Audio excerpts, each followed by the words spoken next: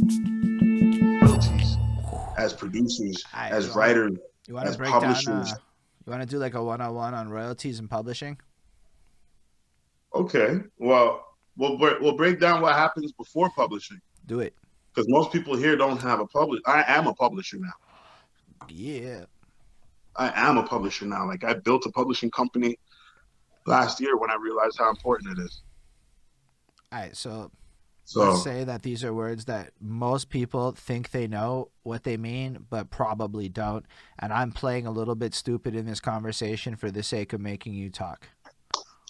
okay, so boom, you make a song. You okay. Let's start off real simple. You make a song. You hit up Merker. You have a beat that you get from Merker. Yeah. Merker, Which y'all should do, he, by the way. huh? I'm saying y'all should do that. Hit up Merker, buy a beat. And hit up you. Yeah, Hit yeah, up both of you yeah, and buy man. beats. I forgot you made beats in this moment. I was thinking of you as a publisher. My bad. Hit up everybody and buy Well, beats. buddy, I play every role, but I love that's the it. thing, right? Okay, so Fine. boom, you cop a beat from Merker. Now you write a song, right? You go see Merker to record it, or you go to any studio. It doesn't matter which studio you go to record at that point because you go wherever you're comfortable. Yeah. Your engineer obviously is not eating anything. He's eating on the hourly rate that he's charging Yeah. for engineering. Unless he has a different role that he also plays. If he's an engineer and producer, then it's like, but this is a case where Merker produced it. So boom, Merker now owns 50% of this song in regards to the royalties and the mechanics. He owns 50% of both because You want mechanicals too? That I was unaware of. bro, he owns. Okay. Not necessarily okay, Can you because of the license the fact that mechanicals? mechanical starts dealing with the publishing issues, right? Right. So that's also a different case. That if you're not one who it's complicated. That's where it starts to get complicated, man, with the Because I'm mechanic. like, because I know that, because from what I understood, So just like, because quickly there's like the songwriting element, which is what you're saying, instantly yes, 50% goes to like whatever. From what I read, and I could be wrong, you can't sell that. That is always in case, in fact. And I don't know if I'm right about that's that. yours. You can pass it on to your kid. But you can't, if I'm not mistaken, even with licensing, like that royalty can't be sold. If I'm not, I could be wrong about that. It can be, but that's heavily ill-advised. Okay, right. Heavily ill-advised. And that's not Nobody. the mechanical one we're talking about. We're talking about the No, no, songwriting no, no, one. no. This is just the songwriters app, Right. right?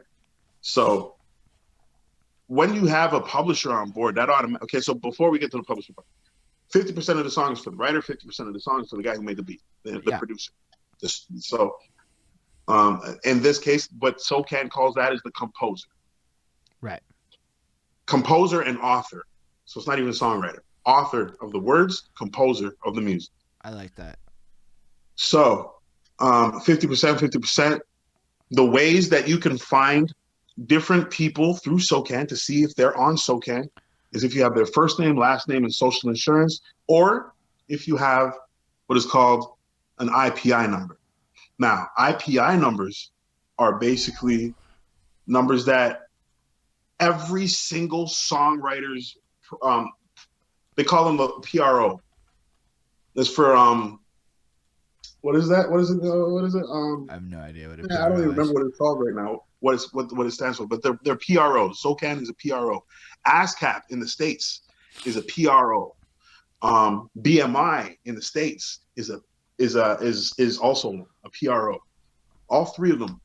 So every single PRO company out there who deals with the royalties of an artist, every single artist has an IPI number, and every company uses these IPI numbers. Mm.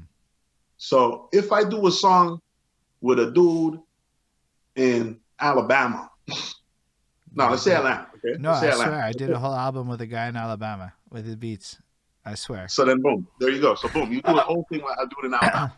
All he needs to give to you is his IPI number, and you can register the whole song, all the songs that you guys did together. So what if I can't get that from him because he ghosted me, and I just have his If name? if you can't, you can't. That song is burnt. Yeah, The that name of the big, game, that's big the name of the sauce. game is for when you're buying the beat, make sure you get that. Hold up. So you're If you buy saying when I'm if you buy buying a beat, huh? a beat, I need to Yeah. make sure. I'm actually gonna check this motherfucker. He sent me snail mail receipts. I swear to fucking God. I don't even have a digital way to contact him. I'm gonna see if he wrote that shit on there because I don't even know. Well, I that's a very important thing to get. IPI Very number. important. So On everybody needs to look, know that because I didn't if know you that. go exactly. So if you go on meticulousbeats.com and you buy a beat on there, there's a contract that it comes with. My Mm, IPI number is listed. respect. Yo, this is big facts for everybody out there because, yo, a lot of people try to talk about copyright. And I'm like, I know enough to know that. Do you know what you're talking about? And that, you know what I'm saying? So, like, yo, PRO stands for Performance Rights Organization. That's from There you go. Mercury. That's what's up. There you go. Um, Yo, that's There big you go. interesting. So first of all, rappers, if you're watching this in the future, get that IPI number from producers, and then I suppose, in this works for features too. Well, I would imagine, this right? is for Montreal. Montreal first needs to sign up to SOCAN. Okay, like let's say we're gonna get on that issue together. I'm gonna work with y'all on this project. I'm gonna use myself as a foolish example, not a positive example. It's not nobody should be like me in this, right? Because I'm a goofball. What y'all know is that there's like literal money attached to live performances too. Okay, and Yes, this is when I slap yes. myself You in the can register fucking your face. shows. And You anything can I register the believe that's show. more than 15 minutes and $5, and you get $1 a minute or some shit like that. I don't know the No, details, but it's some crap like in that ballpark of stuff.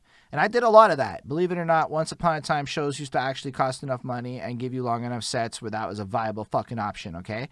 And there's a yeah. lot of shit I could have done. Like I'm talking, I used to perform a lot. Y'all don't know that because the scene is what it is today. But from 2012 to 2016, I banged out a fuck ton of performances that I could have actually made a little bit of money on. I didn't track any of it. So then I slapped myself in the face in that moment when I said, "Oh my God, cause I can't get that now. That's why I'm not in a No. rush." But Yeah. that was Yeah. money I literally pissed a fucking way.